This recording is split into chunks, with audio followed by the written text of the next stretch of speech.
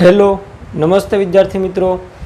આગળના લેક્ચરમાં આપણે દ્વિચલ સુરેખ સમીકરણ છે એનો આલેખ પહેલાં એના ઉકેલ મેળવી ક્રમયુક્ત જોડમાં અને એને આલેખમાં દર્શાવી અને એ બધા જ બિંદુઓ છે એને જોડી અને આપણે દ્વિચલ સુરેખ સમીકરણનો આલેખ છે એ દોરતા શીખી ગયા. બરાબર. એમાં આપણે સ્વાધ્યાય 4.3 છે એમાં 4 દાખલા સુધી ગણ્યું હતું. એના પછી છે દાખલા નંબર 5. ચલો, દાખલા નંબર 5 એમાં શું આપ્યું છે જુઓ. એમાં આપણને ઓલરેડી આલેખ આપી દીધો છે. આલેખ આપ્યો છે, બે આલેખ આપ્યા, એટલે બે દાખલા છે એકની અંદર કે બે અલગ અલગ આલેખ આપ્યા છે. અને નીચે આપેલ વિકલ્પોમાંથી યોગ્ય વિકલ્પ છે એ સમીકરણ પસંદ કરો. આકૃતિ 4.6 માટે અને આકૃતિ 4.7 માટે, બે માટે અલગ અલગ સમીકરણ આપ્યા છે આપણને. બરાબર. પહેલાં તો આપણે આલેખ દોરીએ. આલેખ છે એ પેલો કયો આપ્યો છે જુઓ.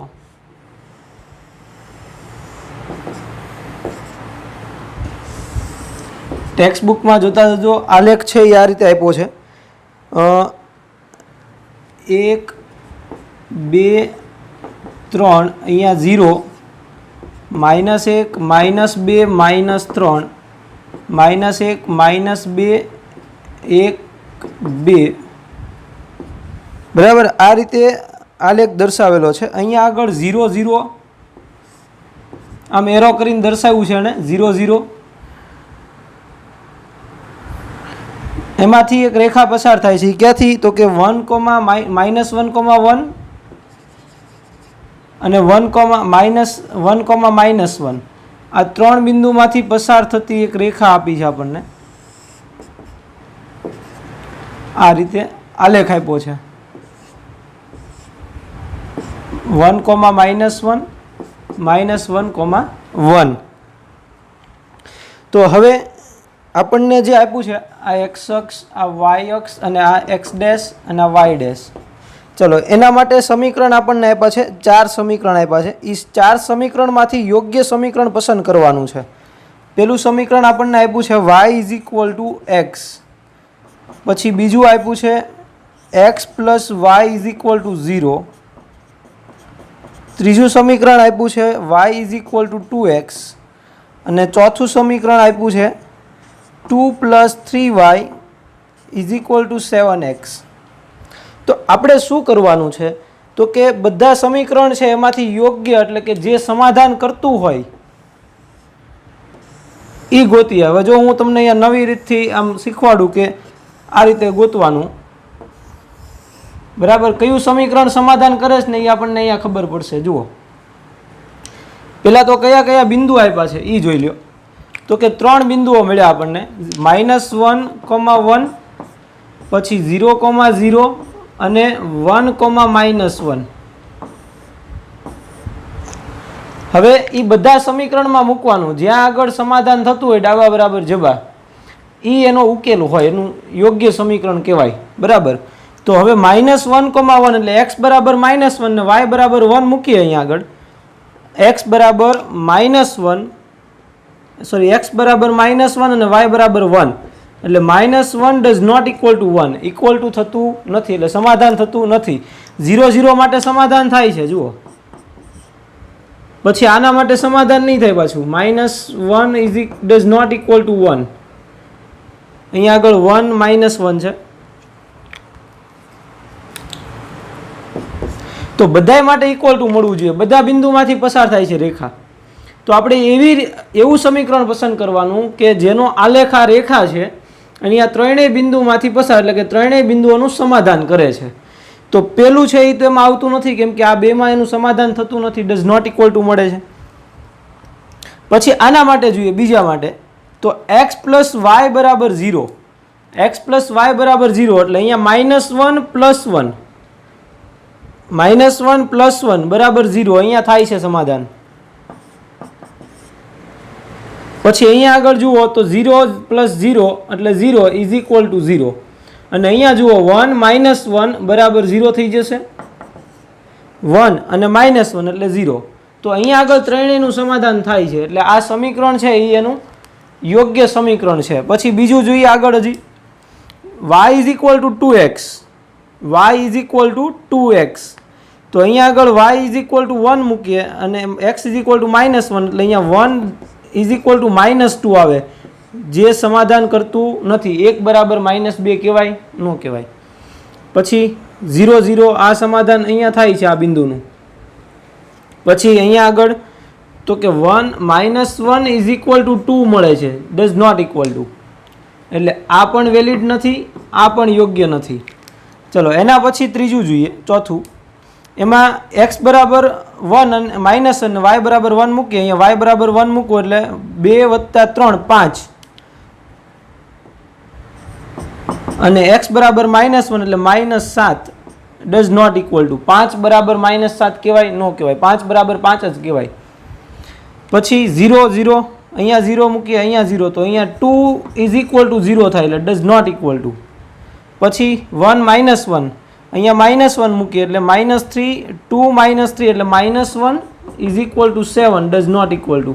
તો આ પણ એના માટે વેલિડ નથી, એટલે યોગ્ય નથી. તો છેલ્લે લખવાનું કે આમ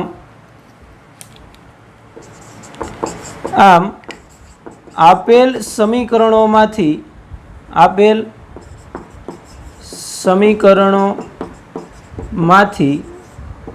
સમીકરણ x પ્લસ વાય બરાબર 0 એ આપેલ આલેખનું સમાધાન કરે છે. તેથી યોગ્ય સમીકરણ કયું છે? x પ્લસ વાય બરાબર 0 થશે. બરાબર. તો યોગ્ય સમીકરણ કયું થયું? x પ્લસ વાય બરાબર 0. એટલે આ રીતે એક કોષ્ટક બનાવી નાખવાનું, પછી કહી દેવાનું કે જે સમાધાન ત્રણેય બિંદુનું સમાધાન કરતું હોય એવું કયું છે? તો કે આ એક જ છે, બીજું x પ્લસ વાય બરાબર 0. એટલે એના માટે યોગ્ય સમીકરણ કયું મળ્યું? x પ્લસ વાય બરાબર 0. રેડી? ચલો એના પછી એમાં બીજું આ એ પાંચમાનો બી. ચલો એમાં આલેખ કેવો આપ્યો છે જુઓ. એનો આલેખ આપ્યો છે એ આવો કંઈક આપ્યો છે.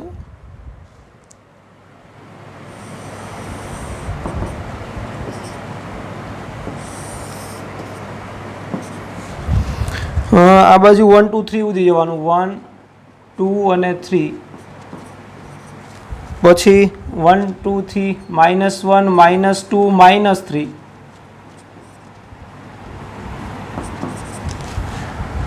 આ બાજુ -1 -2 -3, 1 2 3 4. ચલો હવે કયા કયા બિંદુમાંથી પસાર થાય છે રેખા એ જોઈએ. તો એક તો 0,2, એક બિંદુ 0,2 આપ્યું છે, પછી 2,0 આપ્યું છે, 2,0 અને ત્રીજું આપ્યું છે -1,3, -1,3 એટલે અહીંયા આગળ. બરાબર. તો આ ત્રણેયને જોડી દઈએ.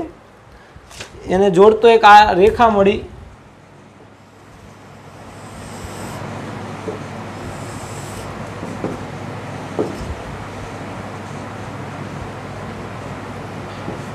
હવે એ કઈ છે એ આપણે ઓળખવાની છે.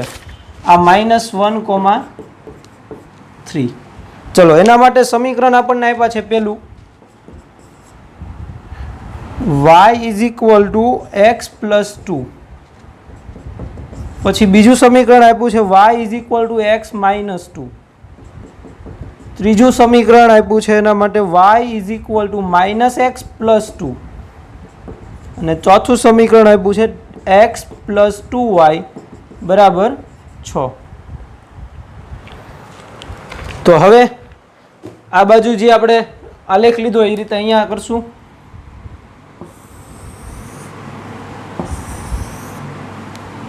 જે બિંદુ સમાધાન કરે બધા, જે સમીકરણ બધા બિંદુઓનું સમાધાન કરે એ સમીકરણ છે એ યોગ્ય કહેવાય. બરાબર. તો અહીંયા આગળ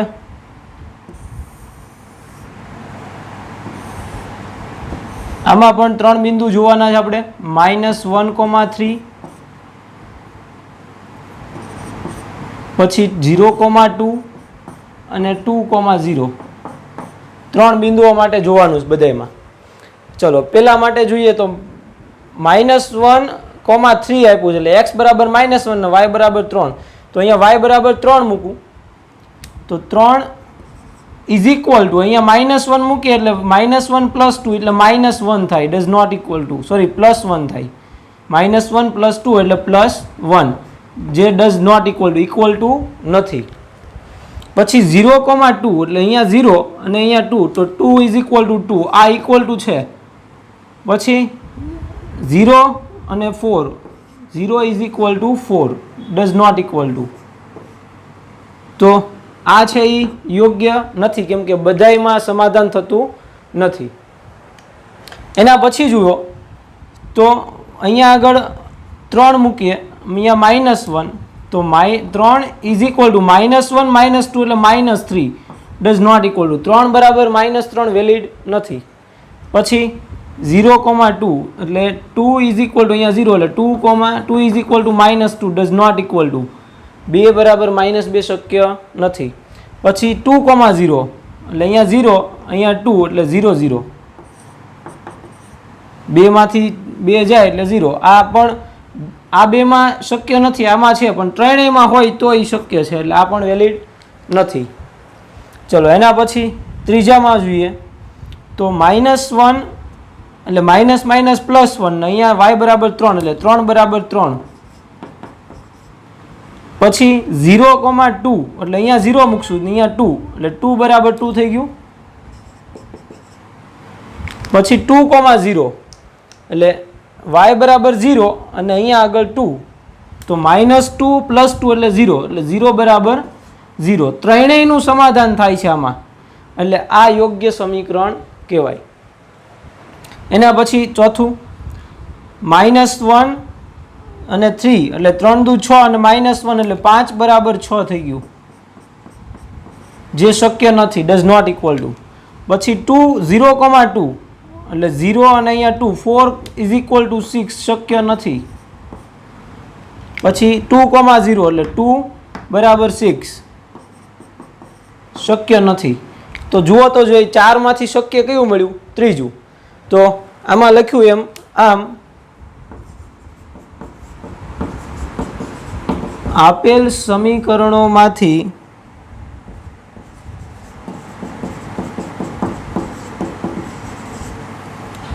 સમીકરણ y is equal two -x + 2 એ આપેલ આલેખનું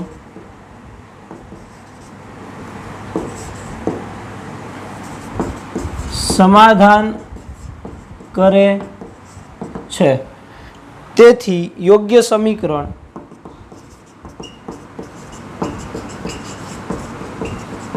કયું થયું? y બરાબર -x + 2 થશે. તો આ સમીકરણ એના માટે યોગ્ય થશે. રેડી?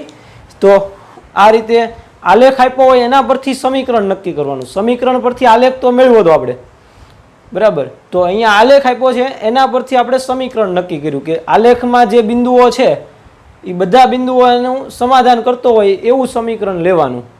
બધા બિંદુઓનું સમાધાન કરતું સમીકરણ એ એનું યોગ્ય સમીકરણ કહેવાય. રેડી? ચલો અહીંયા દાખલા નંબર 5 કમ્પ્લીટ. એના પછી દાખલા નંબર 6, એમાં શું કીધું જુઓ. જો અચળ બળ લગાડવાથી એક પદાર્થ પર થતું કાર્ય તે પદાર્થ દ્વારા કપાયેલા અંતરના સમપ્રમાણમાં હોય તો આ બાબતને બે ચલવાળા સમીકરણના સ્વરૂપમાં રજૂ કરો. એટલે આપણે દ્વિચલ સુરેખ સમીકરણમાં રજૂ કરવાનું છે એનું, બરાબર. દ્વિચલ સુરેખ સમીકરણ બનાવવાનું છે અને 5 એકમ અચળ બળ લઈ તેનો આલેખ દોરો. એટલે બળ છે એ આપણે 5 એકમ અચળ લેવાનું છે. પછી એવું કીધું કે આલેખ પરથી પદાર્થ દ્વારા કપાયેલ અંતર x બરાબર 2, જો કપાયેલ અંતર 2 એકમ હોય ત્યારે અને 0 એકમ હોય ત્યારે થતું કાર્ય શોધો. તો અહીંયા કાર્ય અને કપાયેલ અંતર એના વિશે પર આપણે વાત કરવાની. તો આપણે એવું જાણીએ છીએ કે કાર્ય એટલે શું? તો કે બળ ગુણ્યા કાપેલું અંતર. એ સૂત્ર છે આપણી પાસે.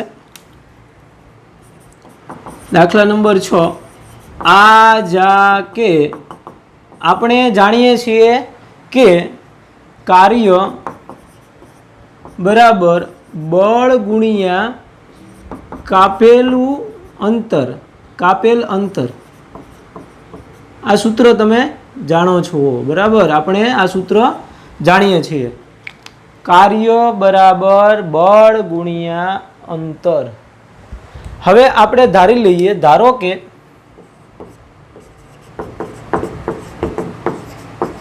પદાર્થ દ્વારા કપાયેલ અંતર,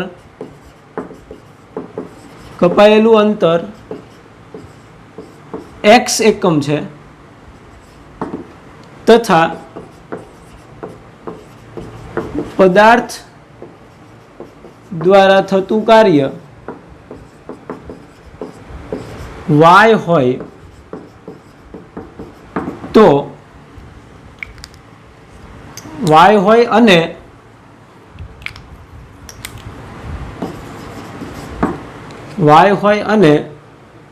બળ, પદાર્થ પર લાગતું બળ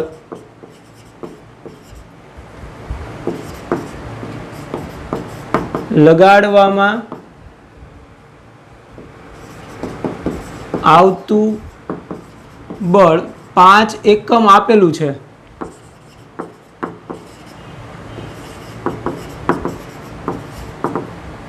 બરાબર, 5 એકમ આપી દીધું છે. તો હવે આપણે જે બે ચલ વાળું સમીકરણ રજૂ કરવાનું છે આપણને આના પરથી મળી જશે. સૂત્ર આપ્યું છે કાર્ય બરાબર બળ ગુણ્યા કાપેલ અંતર. તો તેથી દ્વિચલ સુરેખ સમીકરણ કયું મળશે આપણને? તો કે કાર્ય કેટલું ધાર્યું આપણે? y બરાબર બળ કેટલું લાગે છે? 5 એકમ, અને એને ગુણ્યા કાપેલ અંતર કેટલું ધાર્યું આપણે? x. તો આ આપણને મળ્યું દ્વિચલ સુરેખ સમીકરણ. એવું કીધું ને કે દ્વિચલ સુરેખ સમીકરણ રજૂ કરો. તો આ આપણે દ્વિચલ સુરેખ સમીકરણ રજૂ કર્યું. હવે એના માટે આપણને બીજું શું કીધું છે? તો કે આલેખ દોરો. એવું કીધું ને કે સ્વરૂપમાં રજૂ કરો, દ્વિચલ સુરેખ સમીકરણમાં રજૂ કરો, અને 5 એકમ બળ લાગે, જ્યારે અચળ બળ 5 હોય ત્યારે એનો આલેખ દોરો. હવે આપણે એનો આલેખ દોરવાનો છે. ચલો, આલેખ દોરવા માટે પહેલા આપણે શું કરીએ? તો કે એના ઉકેલ મેળવીએ, દ્વિચલ સુરેખ સમીકરણના ઉકેલ. તો ઉકેલ માટે આપણે પહેલા કોષ્ટક રજૂ કરશું. 2-3 ઉકેલ માટેનો કોષ્ટક બનાવવાનો, વધારે નહીં બનાવો તો ચાલશે. આપણે 3 ઉકેલ માટેનો બનાવીએ, 3 પોઈન્ટ મળે એવું કરીએ. x y. ચલો, હું પેલા x બરાબર 1 લઉં તો y બરાબર 5 ગુણ્યા 1, 5 ગુણ્યા 1 એટલે કેટલા આવશે? 5. એટલે 1 માટે કેટલા મળે છે? 5. પછી x બરાબર 2 તો y બરાબર 5 ગુણ્યા 2 એટલે 10. એટલે 2 લઈએ ત્યારે કેટલા મળે છે? 10. અને x બરાબર 3 લઉં તો y બરાબર 5 ગુણ્યા 3 બરાબર 15. 3 માટે 15 મળે. રેડી? તો આ 3 બિંદુઓ જે ઉકેલ મળ્યો આપણને, તો એને આપણે લખી નાખીએ. આમ સમીકરણ, દ્વિચલ સુરેખ સમીકરણ, દ્વિચલ સુરેખ સમીકરણ y = 5x ના ઉકેલની ક્રમયુક્ત જોડો કઈ થઈ? 1,5, 2,10 અને 3,15 છે, અથવા તો થશે. બરાબર, આ એની જોડ થશે ઉકેલની.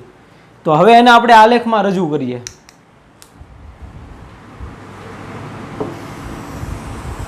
હવે આલેખ છે ને, એમાં ધ્યાન રાખવાનું પોઈન્ટ લેવામાં, x અક્ષ ઉપર અને y અક્ષ ઉપર કેવા અંક લેવા છે ને, 1, 2, 3 કે સીધો કેટલાનો ગેપ લેવો એ ધ્યાન રાખવાનું છે. બરાબર. હવે જુઓ, x આમ છે એ આપણે 1, 2, 3 એમ જ લીધું છે, એટલે એ તો આપણે x અક્ષ ઉપર 1, 2, 3 એવો ગેપ લેશું. પછી વાયામ ઉપર આપણને જે મળે એ 5, 10, 15નો ગેપ મળે, તો એ પ્રમાણે આપણે ગેપ લેવાનો. ચલો, અહીંયા આગળ 0 છે, હું અહીંયા લઉં 1, આ 2, આ 3, આ 4, 5, -2, અહીંયા 2નો ગેપ લઈએ, -3, -4, આ ગેપ છે એ આપણે ધારો કે 2 નો છે, -6 માઇનસ, આમ તો વધારે લેવો પડશે, 15 સુધી જવાનું છે આપણે, એટલે સીધો 5 નો ગેપ લઈએ, 5, 10, 15, 20, અહીંયા આગળ -1, -2, -3, -4, પછી અહીંયા આગળ પાછો 5 નો ગેપ લેવો પડશે, નીચે લીધો એમ 15, 20, રેડી? એ તો આપણી ઉપર આધાર છે, આપણે કેટલાનો ગેપ લઈએ છીએ આલેખમાં. ચલો હવે બિંદુઓ દર્શાવીએ. 1,5 1 લઈએ ત્યારે 5, એટલે અહીંયા આગળ, પછી 2 લઈએ ત્યારે 10, 1 લઈએ ત્યારે 5, 2 લઈએ ત્યારે 10, પછી 3 માટે 15, આટલા આલેખ લીધા આપણે. હવે 0 માટે શું મળશે? પાછું 0 લેશું તો 0, એટલે 0 માટે 0 મળી જાય છે અહીંયા. તો આમ જોઈએ ને તો આ રેખા છે એ આમાંથી આને જોડીએ એટલે આ રીતે પસાર થશે.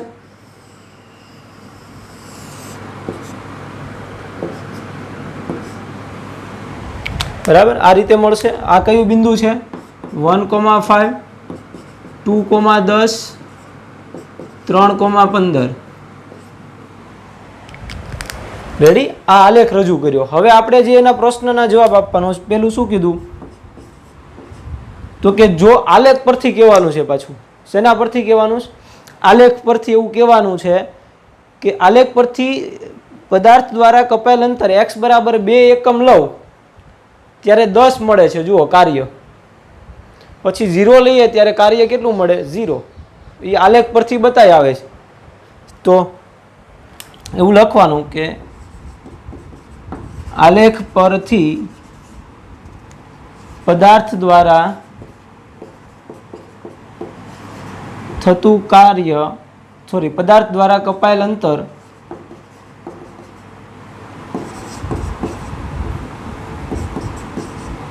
x બરાબર 2 ત્યારે થતું કાર્ય y બરાબર 5 એકમ છે, 10 એકમ. અને બીજો પ્રશ્ન એવું કીધું કે 0 જુઓ, 0 માટે જુઓ તો 0 માટે કાર્ય કેટલું મળે? 0. તો બીજું કે આલેખ પરથી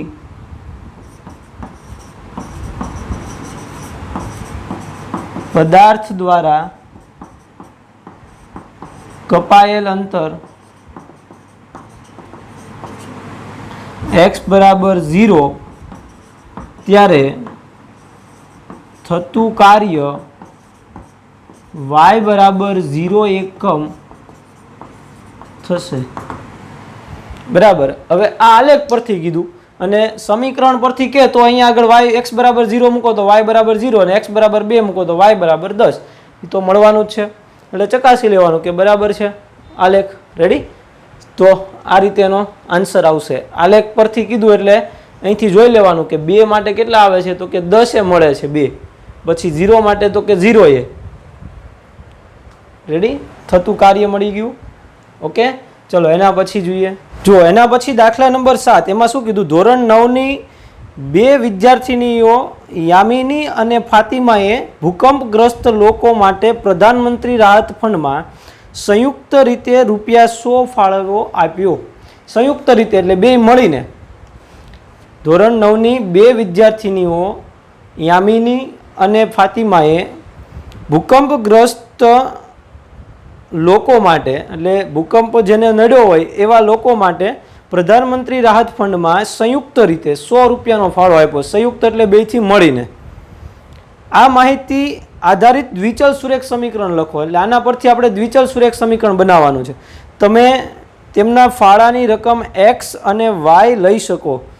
એટલે યામિની જે ફાળો આપે એને આપણે x કહીએ અને ફાતિમા જે ફાળો આપે એને y કહી દઈએ. તો આ સમીકરણ પરથી આધારિત આલેખ પણ દોરો. આલેખ દોરવાનો અને દ્વિચલ સુરેખ સમીકરણ બનાવવાનું છે. પહેલાં તો આપણે ધારી લઈએ દાખલા નંબર 7. ધારો કે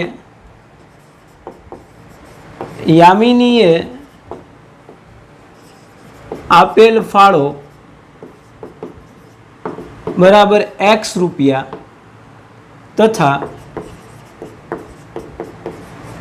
ફાતિમાએ આપેલ ફાળો બરાબર વાય રૂપિયા છે. બરાબર. હવે એવું કીધું કે બંને સંયુક્ત થઈ બંનેનો સંયુક્ત ફાળો ₹100 છે. તો તેથી હવે અહીંયા બેયનો સંયુક્ત એટલે બેયનો સરવાળો x + y બરાબર 100 એટલે આપણને દ્વિચલ સુરેખ સમીકરણ મળી ગયું. તેથી x + y બરાબર 100 થશે. જે આપણે જોઈએ છે દ્વિચલ સુરેખ સમીકરણ બનાવવાનું કીધું છે પહેલા. બરાબર. બંનેના ફાળાથી એક દ્વિચલ સુરેખ સમીકરણ મળી ગયું આપણને. હવે એના પરથી આપણે ફાળા પરથી આપણે આલેખ દોરવાનો છે. એના આધારિત આલેખ દોરવા માટે શું કરીએ છીએ આપણે? દ્વિચલ સુરેખ સમીકરણ તો મળી ગયું. હવે એનો આલેખ દોરવા માટે કોષ્ટક બનાવીએ પહેલા, એના ઉકેલ મેળવીએ દ્વિચલ સુરેખ સમીકરણના.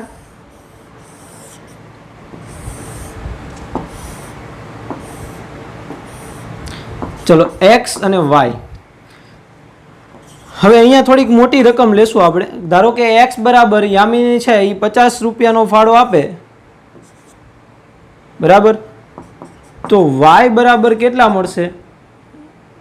હવે પહેલા તો આને આપણે હજી સેટ કરવું પડે કે y = આના પરથી આપણે એમ લખી શકીએ કે y = 100 - x. ઉકેલ માટે y અને x ને પેલી બાજુ 100 - x. તો અહીંયા આગળ કેટલા થશે? તો કે y બરાબર 100 - 50 એટલે કેટલા મળશે? 50.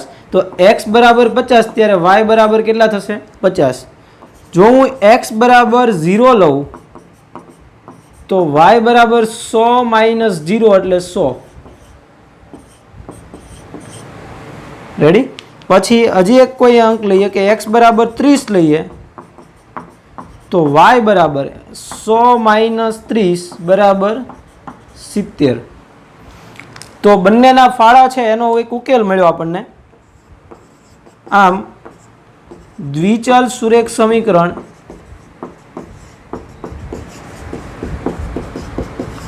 ના દ્વિચલ સુરેખ સમીકરણ કયું છે પેલા એ બતાવી દઈએ. x + y = 100 ના ઉકેલની ક્રમયુક્ત જોડો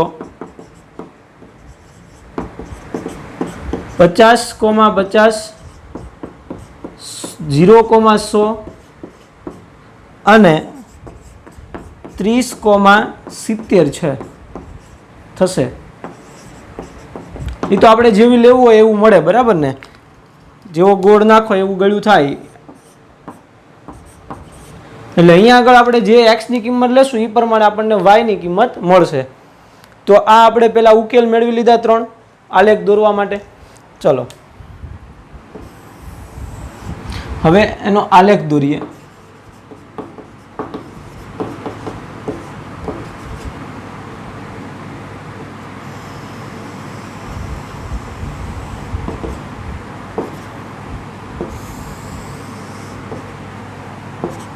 આ x અક્ષ x dash y y dash. Ready?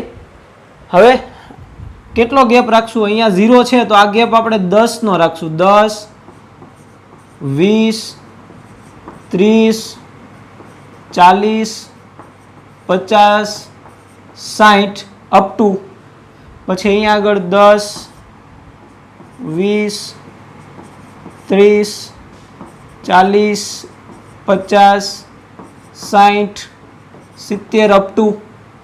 તો આ બાજુ -10 -20 -30 -40 અહીંયા નીચે -10 -20 -30 -40. રેડી? ચલો 10 નો ગેપ રાખ્યો. શું કામ? તો કે આપણે એ પ્રમાણે અહીંયા ઉકેલ મળ્યા છે એટલે જે ઉકેલ છે એના પરથી આપણે ગેપ મેળવવાનો. હવે 50,50 દર્શાવવું છે પહેલા. તો અહીંયા 50 ત્યારે અહીંયા 50 ક્યાં આવશે જુઓ? એક્ઝેક્ટ અહીંયા આગળ 50 50 પછીનું બિંદુ ક્યાં મળે છે તો કે 0,100 0 ત્યારે 100 એટલે અહીંયા ઉપર કંઈક છે સમથિંગ બરાબર ને અને 30 લઈએ ત્યારે 70 એટલે અહીંયા આગળ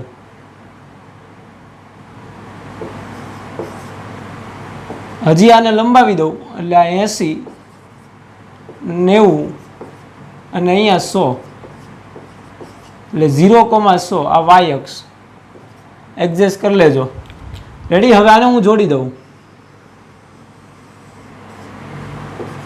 જો અહીંયા એરો માર્યો એટલે એનો મતલબ હજી આમ આગળ જાય છે અહીંયા આપણે સ્પેસ ઓછી છે જગ્યા એટલે આ રીતે આલેખ મળ્યો તમારે વ્યવસ્થિત તમારી જે આલેખ પોથી છે એમાં છેક લઈ જવાનો અને એક્સ અક્ષને મળશે આગળ જતા જ્યારે x0 હશે x0 જ્યારે y100 છે તો y0 હશે ત્યારે x કેટલો એટલે 100,0 એ અડાડવાનું રહેશે તમારે બરાબર આ રીતે રેડી તો આ એનો આલેખ દોરી નાખ્યો આપણે ચલો આપણને કીધું શું તો કે સમીકરણ મેળવો અને આલેખ એટલે કૂટ પ્રશ્ન આપ્યો છે એના પરથી આપણે દ્વિચલ સુરેખ સમીકરણ મેળવ્યું અને એનો ઉકેલ મેળવી એનો આલેખ દોર્યો રેડી ચલો એના પછી દાખલા નંબર 8 રકમ થોડીક મોટી છે પણ દાખલો એટલો બધો મોટો નથી યુએસ અને કેનેડા જેવા દેશમાં તાપમાન ફેરનહીટમાં મપાય છે એટલે તાપમાન માપવા માટેના અલગ અલગ માપદંડ છે એના માપવા માટેના અલગ અલગ માપ છે એમાં યુએસ અને કેનેડા છે ત્યાં આગળ ફેરનહીટમાં તાપમાન મપાય છે અને ભારતમાં તાપમાન સેલ્સિયસમાં મપાય છે અહીં ફેરનહીટનું સેલ્સિયસમાં રૂપાંતર કરતું સુરેખ સમીકરણ આપેલ છે હવે સુરેખ સમીકરણ આપણને આપ્યું છે કેવું આપ્યું છે તો કે ફેરનહીટનું સેલ્સિયસમાં રૂપાંતર કરતું હોય એવું સમીકરણ આપ્યું છે બરાબર તો એ સમીકરણ હું સીધું લખું છું અહીંયા આખી રકમ તો લખાય એમ છે નહીં આપણાથી બરાબર તો કયું આપ્યું છે તો કે ફેરનહીટ બરાબર 9/5 ગુણ્યા સેલ્સિયસ પ્લસ 32 ચલો આ રીતે આપણને એનું સમીકરણ આપ્યું છે ફેરનહીટનું સેલ્સિયસમાં રૂપાંતર કરવા માટે હવે એમાં પહેલો પ્રશ્ન આપણને પૂછે એક એક પ્રશ્ન જોતા જઈએ પહેલો પ્રશ્ન એવો કીધો કે ઉપર દર્શાવેલ સુરેખ સમીકરણમાં એક્સ અક્ષ પર સેલ્સિયસ અને વાય અક્ષ પર ફેરનહીટ લઈ આલેખ દોરો એટલે ફેરનહીટ છે એને આપણે વાય અક્ષ કહેવાનું છે અને સેલ્સિયસ છે એ એક્સ અક્ષ ઉપર દર્શાવવાનું છે એને દર્શાવતો આપણે એક આલેખ દોરવાનો છે એનો આલેખ દોરવા માટે પહેલાં આનો આપણે પોઈન્ટ મેળવવા પડશે પહેલાં હું અહીંયા લઈ લઉં આલેખ આપણો પહેલો પ્રશ્ન જે છે એ જોઈએ આલેખ રજૂ કરવો છે આ એક્સ અક્ષ આ વાય અક્ષ વાય ડેશ એક્સ ડેશ અને વાય થોડુંક હજી ઉપર લઈ જઈએ આને હવે અહીંયા જે દર્શાવશું એ ફેરનહીટ હશે અહીંયા સેલ્સિયસ એટલે હું એને આમ લખું છું આ સેલ્સિયસ અને આ ફેરનહીટ બરાબર ડેશ આવશે અહીંયા ફેરનહીટમાં દર્શાવો તો ખાલી એફ લખો તો પણ ચાલે બરાબર તો અહીંયા આગળ સીધો 10નો ગેપ લેશું 10 સેલ્સિયસ ઉપર સેલ્સિયસ દર્શાવશો એટલે વાંધો નહીં 20 સેલ્સિયસ 30 40 50 પછી -10 Fahrenheit -20 Fahrenheit -30 Fahrenheit -40 Fahrenheit -50 Fahrenheit અહીંયા 0 સેલ્સિયસ અને 0 ફેરનહીટ -10 સેલ્સિયસ -20 સેલ્સિયસ -30 સેલ્સિયસ -40 અને -50 અને અહીંયા ફેરનહીટ 10 20 30 40 50 60 આ ફેરનહીટમાં આપ્યું છે માપ અને આ સેલ્સિયસમાં આપ્યું છે હવે એનો આલેખ દોરવા માટે પહેલા આપણે કોષ્ટક બનાવીએ આનું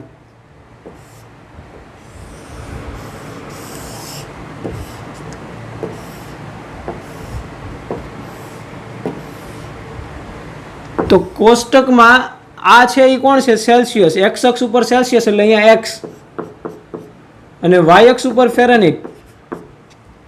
બરાબર, આરોર કાઉન્સમાં લખ્યું છે એક્સ અને વાય. એટલે એક્સ અક્ષ ઉપર સેલ્સિયસના માપ દર્શાવવાના અને વાય અક્ષ ઉપર ફેરનહીટના માપ દર્શાવવાના. હવે અલગ અલગ સૂત્રનો ઉપયોગ કરીને અલગ અલગ કિંમત મેળવીએ આપણે. ચલો, પહેલા હું જો તાપમાન છે એ આપણે 10 સેલ્સિયસ લઈએ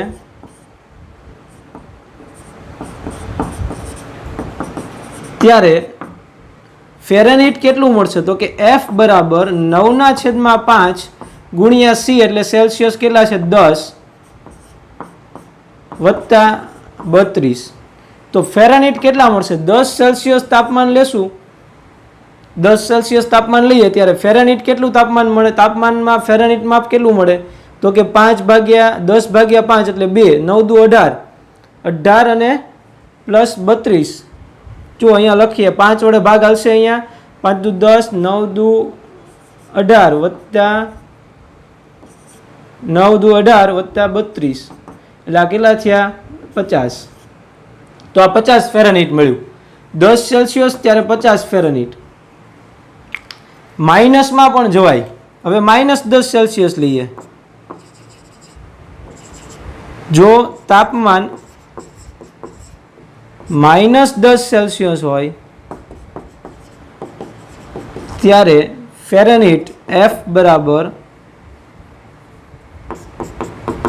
9/5 ગુણ્યા -10 સેલ્સિયસ વત્તા 32. ચલો, કેટલા મળશે? અહીંયા આગળ -2 એટલે -18 વત્તા 32. તો કેટલા આવશે અહીંયા આગળ? જુઓ તો જોઈ, 14 ફેરનહીટ. તો જ્યારે આપણે કેટલા લીધા? 10 -10 સેલ્સિયસ ત્યારે 14 ફેરનહીટ. પછી હજી એકાદું લઈએ. એક્સ જો તાપમાન 20 સેલ્સિયસ હોય ત્યારે ફેરનહીટ F બરાબર 9/5 ગુણ્યા 20 વત્તા 32. તો F બરાબર કેટલા મળશે? અહીંયા આગળ 4, 9 ચોક 36 પ્લસ 32 એટલે કેટલા આવશે? 68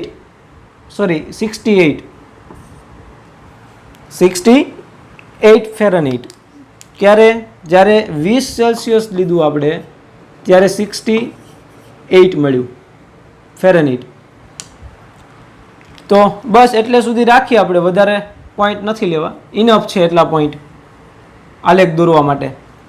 હવે આ બધા છે અને આપણે લખીએ કે આમ ઉકેલ કયા કયા મળ્યા આપણને? તો કે 10 સેલ્સિયસ 50 ફેરનહીટ, પછી 20 સેલ્સિયસ -10 સેલ્સિયસ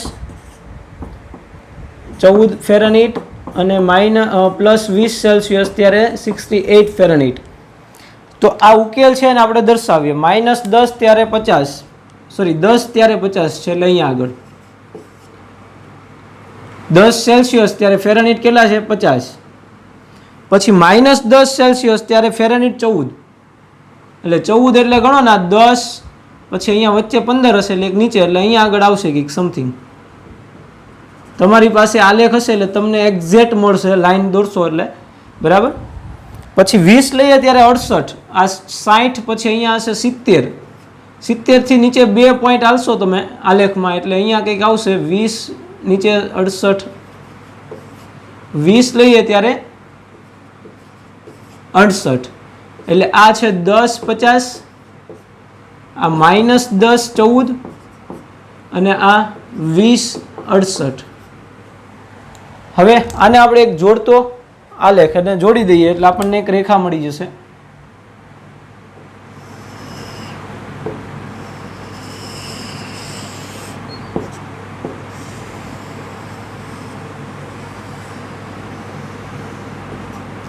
આપણને આવી કંઈક મળશે એ રેખા.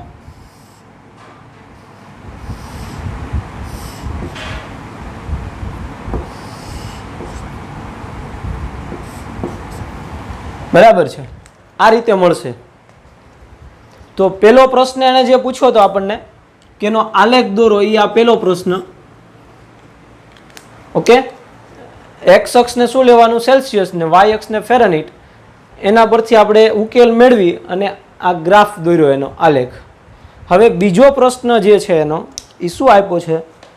તો કે જો તાપમાન 30 ડિગ્રી સેલ્સિયસ હોય તો ફેરનહીટમાં શું તાપમાન થાય?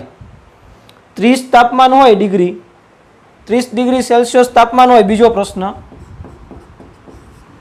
જો તાપમાન 30 ડિગ્રી સેલ્સિયસ હોય ત્યારે તાપમાન છે એ ફેરનહીટમાં કેટલું આવશે? તો એના માટે તમે આમ નામ જુઓ ને અહીંયા, તો આ આમ દોરીએ ત્યારે આપણને અહીંયા 0 મળે છે. જુઓ 0 આગળ તો નહીં મળતું, આ દોરવામાં થોડુંક તમે આલેખમાં દોરશો એટલે તમને ખબર પડશે. બરાબર, કેટલું મળે છે આપણે સૂત્ર પરથી ગણી લઈએ.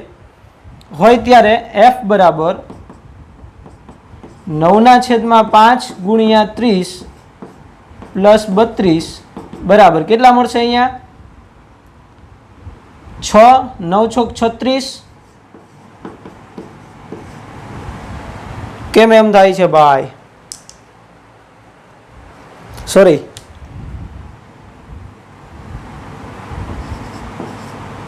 અહીંયા 30, 5 છક 30, 9 છક 54 પ્લસ 32 એટલે ચાલુ 30 કેટલું મળવું જોઈએ એ જોવાનું છે. 30 ડિગ્રી સેલ્સિયસ એટલે અહીંયા જોવાનું છે આપણે. 30 ડિગ્રી સેલ્સિયસ બરાબર છે કેટલું મળશે? 9 ચોક 56 વત્તા 32 એટલે 86 ફેરનહીટ. કેટલું મળશે? 86 ફેરનહીટ. હવે એ તમે અહીંયા જોશો ને તો આ 30 અને અહીંયા 86 આવી જશે ઉપર. અહીંયા 80 પછી એના ઉપર 90, 90 ને 80 ની વચ્ચે આવશે અહીંયા કંઈક 30 માટે. બરાબર, એ તમારા આલેખમાં પરફેક્ટ દેખાશે તમને, સીધું દોરશો ને એટલે. ચલો પછી ત્રીજો પ્રશ્ન એવો કીધો છે આપણને કે જો તાપમાન 95 ફેરનહીટ હોય તો સેલ્સિયસમાં તાપમાન કેટલું હોય? હવે ફેરનહીટમાં આપ્યું છે આપણને. આ 30 સેલ્સિયસમાં હતું ત્યારે ફેરનહીટ મેળવ્યું. હવે ફેરનહીટ હોય ત્યારે સેલ્સિયસ મેળવવાનું છે. ત્રીજો પ્રશ્ન કે જો તાપમાન 95 ફેરનહીટ હોય ત્યારે સેલ્સિયસમાં તાપમાન જોવું છે એટલે સી આમ નામ રાખવાનું છે. એફ બરાબર કેટલા લેવાના? 95 બરાબર 9/5 એને ગુણ્યા સી પ્લસ 32. તો આનું સાદુરૂપ આપીએ આપણે તો 32 છે એ પહેલાં આ બાજુ આવશે એટલે માઇનસ થશે. એટલે 95 માઇનસ 32 બરાબર 9/5 ગુણ્યા સી. સેલ્સિયસ સી મેળવવાનો છે આપણે. બરાબર, હવે આમાં આપણને એફ ની કિંમત આપી દીધી છે 95 અને સી મેળવવાનું એટલે એફ બરાબર 95 લેવાના છે. હવે 32 પ્લસ આ બાજુ આવે એટલે માઇનસ 95 માંથી હું 32 કાઢું એટલે મને કેટલા મળશે? 63 is equal two 9/5 into C. તો હવે 5 છે આ બાજુ ગુણાય 9 વડે ભાગવાના પાછા એટલે સી બરાબર 63 ગુણ્યા 5 ભાગ્યા 9 એટલે કેટલા આવશે? અહીંયા આગળ 3 ભાગ આવશે એટલે 31/3. 31 ગુણ્યા 5 ચલો કરો જોઈ. 31 ગુણ્યા 5, 5 તેરી 15 એટલે 150 અને પાછા 5 એટલે 155 ના છેદમાં 3. 155 ના છેદમાં કેટલા આવશે? 3. એને તમારે પોઈન્ટમાં લખવા હોય તો લખી શકાય 75 પોઈન્ટ સમથિંગ આવશે. બરાબર, 75.25 સી બરાબર 75 પોઈન્ટ, આમ તો 75 નહીં આવે, સોરી 3 વડે ભાગ હાંકવાનો છે એટલે 50 પોઈન્ટ સમથિંગ આવશે. આમ નામ રાખો તો પણ ચાલે. એટલા સેલ્સિયસ છે એ આપણને મળશે. રેડી? તમે ભાગી નાખજો. એટલે ચલો એના પછી એક ચોથો હજી એક પ્રશ્ન પૂછ્યો છે આપણને, સોરી 5 પ્રશ્નો છે. પેલા બોર્ડ થોડુંક સાફ કરી દઈએ. આ સૂત્ર રાખું છું હું અહીંયા આગળ.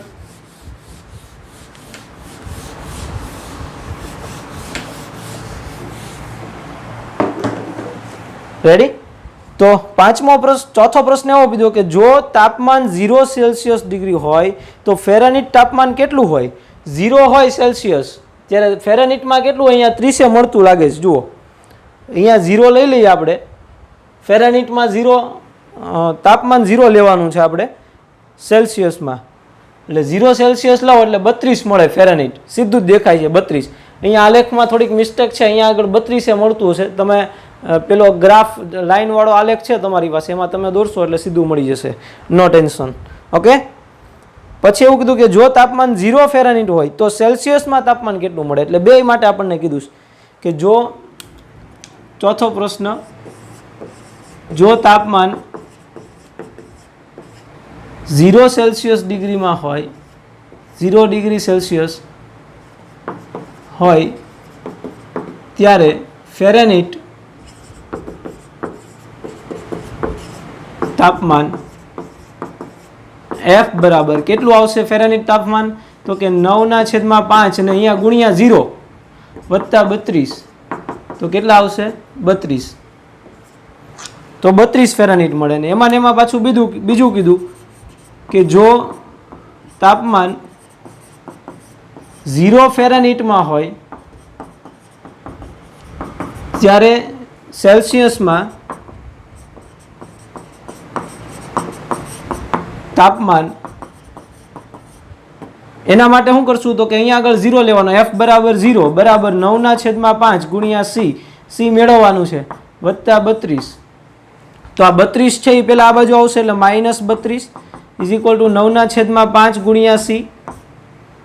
તો હવે C મેળવવો છે તો C બરાબર 5 અહીંયા ગુણાકારમાં જશે એટલે -32 ગુણ્યા 5/9. રેડી? તો તેથી C બરાબર માઇનસ કેટલા આવશે? આ 5 તેરી 15 150 ને પાછા 5 દુ 10 એટલે 160/9 -160/9 આવે છે. એટલે C બરાબર માઇનસ જેટલા ભાગ આલે એટલા આંકી દો. બરાબર? એ તમારી રીતે ગણી નાખજો. હવે ચાલો આટલું મળશે આપણને, માઇનસ પોઈન્ટમાં આવશે. રેડી? એના પછી જુઓ તો એમાં એવું કીધું કે ફેરાનીટ અને સેલ્સિયસમાં સંખ્યાત્મક રીતે સમાન હોય તેવું તાપમાન હોય. જો હા તો તે શોધો. સમાન હોય એવો પ્રશ્ન પૂછ્યો છે કે સંખ્યાત્મક રીતે સમાન હોય છે એવો પ્રશ્ન પૂછ્યો. તો આલેખમાં જુઓ ને તો તમને સમાન દેખાશે. -40 અને -40 બે મળે છે અહીંયા આગળ. તો સંખ્યાત્મક રીતે સમાન છે બે. તો એ મેળવો એવું કીધું કે તો એના માટે આપણે 5મો પ્રશ્ન છે એનો જવાબ લખીએ તો જો તાપમાન -40 ડિગ્રી સેલ્સિયસ હોય તો ફેરાનીટમાં F બરાબર 9/5 ગુણ્યા -40 પ્લસ 32 ઇઝ ઇક્વલ ટુ અહીંયા આગળ ભાગાકો એટલે 8 ગુણ્યા 40/5 એટલે -8 વત્તા 32. તો તેથી F બરાબર -72 વત્તા 32 તો -72 પ્લસ 32 એટલે -40. તો આ આપણો જવાબ થયો કે સમાન હોય તો શોધો. એમ કયું છે સમાન? તો કે -40 લઈએ ત્યારે 40 માઇનસ મળે. એ તમને આલેખ પરથી સીધું દેખાઈ આવશે. બરાબર? અહીંયા આગળ આપણી પાસે એવો કોઈ આલેખ નથી, આપણે આમ દોરીએ એટલે થોડુંક આમથી આમ થતું હોય, પણ તમારી પાસે આલેખ પોથીમાં તમે દોરશો એટલે તમને સીધું મળી જશે. રેડી? તો અહીંયા આગળ આપણે સ્વાધ્યાય 4.3 છે એનો દાખલા નંબર 8 પૂરો, એટલે ટૂંકમાં સ્વાધ્યાય 4.3 કમ્પ્લીટ. તો હવે તમારે હોમવર્કમાં સ્વાધ્યાય 4.3 પહેલાંના જે ઉદાહરણ છે એ જાતે ગણવાના રહેશે. ઓકે, ચલો અહીંયા સુધી રાખીએ. Thank you.